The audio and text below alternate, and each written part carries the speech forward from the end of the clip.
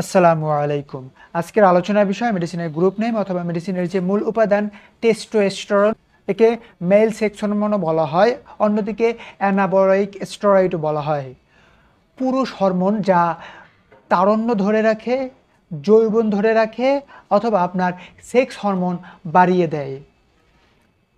এটি ক্রিম রয়েছে, tablet 40 milligram রয়েছে, ইনজেকশন রয়েছে 250 মিলিগ্রাম।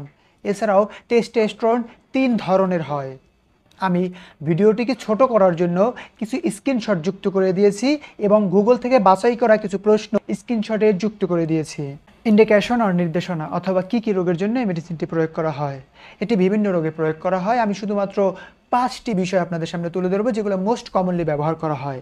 নাম্বার 1, যৌন হরমোন বৃদ্ধি করবে। যৌন হরমোনের ভিতরে রয়েছে যৌনতা বা যৌন আগ্রহ বাড়াবে, বীর্য ঘন করবে, শুক্রাণু বাড়াবে, পেনিসের সাইজ বড় করবে, পেনিস শক্ত এবং মজবুত করবে।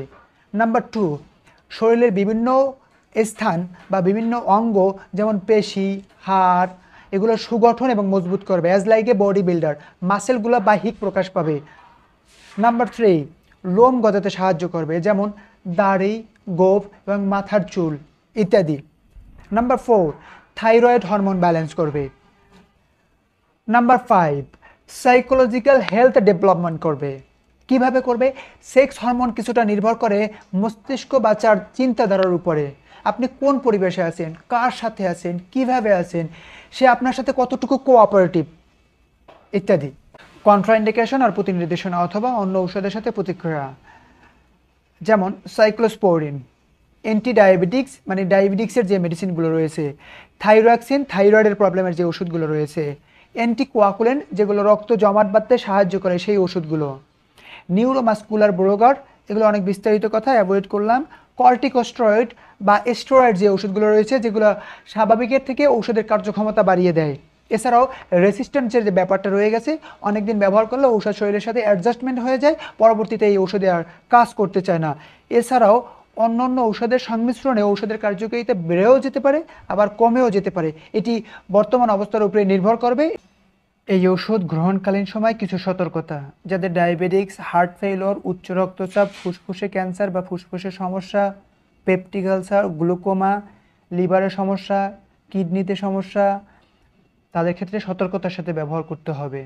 ডোজ অ্যান্ড অ্যাডমিনিস্ট্রেশন আর মাত্রা ও ব্যবহার বিধি, কখন, কিভাবে, কোন রোগের জন্য কতটুকু এই মেডিসিনটি আপনি প্রয়োগ করবেন। ট্যাবলেট 40 মিলিগ্রামের একটি করে ট্যাবলেট দিনে একবার অথবা 2 বার অথবা 3 বার। প্রথম অবস্থায় বাড়িয়ে দিয়ে পর্যায়ক্রমে কমিয়ে আনতে হবে রোগীর বর্তমান অবস্থার উপরে ভিত্তি করে, সর্বোচ্চ 120 মিলিগ্রাম থেকে 160 মিলিগ্রাম পর্যন্ত। ইনজেকশন 250 মিলিগ্রামের ইনজেকশন একটি করে অথবা 2টি করে দিনে একবার, কখনো সপ্তাহে একবার, কখনো 15 দিনে একবার অথবা 1 মাস পর পরে। নির্দিষ্ট একটা রুটিন অনুযায়ী 4 থেকে 6 মাস কন্টিনিউ করা হবে। এটা নির্ভর করবে পেশেন্টের উপরে এবং চিকিৎসকের উপরে, কেননা তার কতটুকু ঘাটতি রয়েছে অথবা সে কোন পারপাসে এই ইনজেকশনটি ব্যবহার করবে। ইনজেকশন কোথায় কিভাবে দিবেন? ইনজেকশনটা অনেক আঠালো, তাই গভীর মাংসে দিতে হবে এবং আস্তে আস্তে দিতে হবে। এক্সাম্পল, কোমরে। হাতে দিলে হাতে ব্যথা থাকতে পারে অনেক সময় ধরে। সাইড এফেক্ট অর পার্শ্ব প্রতিক্রিয়া অথবা কী কী উপসর্গ দেখা দিতে পারে এই মেডিসিন গ্রহণকালীন সময়।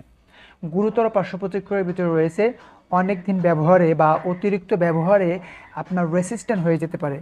সেক্ষেত্রে কী হবে, আপনার ন্যাচারাল শুক্রাণু বা স্পামের যে কার্যকারিতা রয়েছে বা কার্যক্ষমতা রয়েছে, কৃত্রিমভাবে ঔষধের মাধ্যমে যে আপনার শুক্রাণু তৈরি হবে সেটি ন্যাচারালটার কার্যক্ষমতা কমিয়ে দেবে। সেক্ষেত্রে পরবর্তীতে বাচ্চা গর্ভধারণে অসুবিধা দেখা যেতে পারে। তাই সুনিশ্চিত হয়ে নিন যে আপনার স্পামিং সমস্যা রয়েছে। সাধারণ পার্শ্ব প্রতিক্রিয়ার ভিতরে রয়েছে বমি বমি ভাব, তলপেটে ব্যথা, ক্ষুধা মন্দা, তৈলাক্ত চামড়া, ব্রণ, মানসিক বা মেজাজের পরিবর্তন, কোষ্ঠকাঠিন্য, জন্ডিস দেখা দিতে পারে অথবা সবসময় লিঙ্গ উত্থান অবস্থায় থাকতে পারে।